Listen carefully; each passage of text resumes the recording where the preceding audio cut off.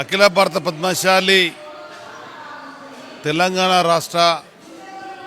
ప్రాంతం సంబంధించినటువంటి నారాయణగూడ రాజ్మహల్లో ఈరోజు మహిళా విభాగం ద్వారా 2025 సంవత్సరానికి గాను క్యాలెండర్ ఆవిష్కరించడం జరిగింది.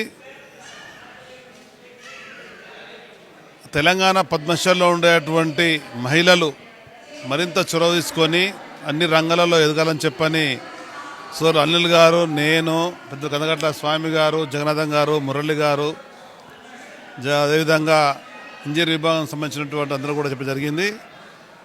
సమాజంలో ఎదగాలంటే ఐక్యత అనేది ప్రధానం.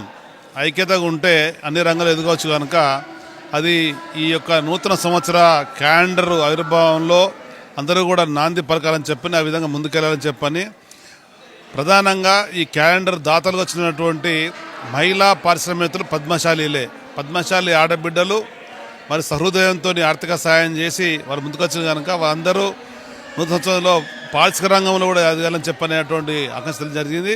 అదేవిధంగా అఖిల భారత పద్మశాలి సంఘం, దానికి తోడుగా తెలంగాణ పద్మశాలి సంఘం 7, 8, 9 ఎగ్జిబిషన్ గ్రౌండ్లో చేపట్టబోయేటువంటి పద్మశాలి మహాసభలు అందరూ కూడా పాలు పంచుకొని విజయవంతం చేయాలని చెప్పని అనుకోవడం జరిగింది. Thank you.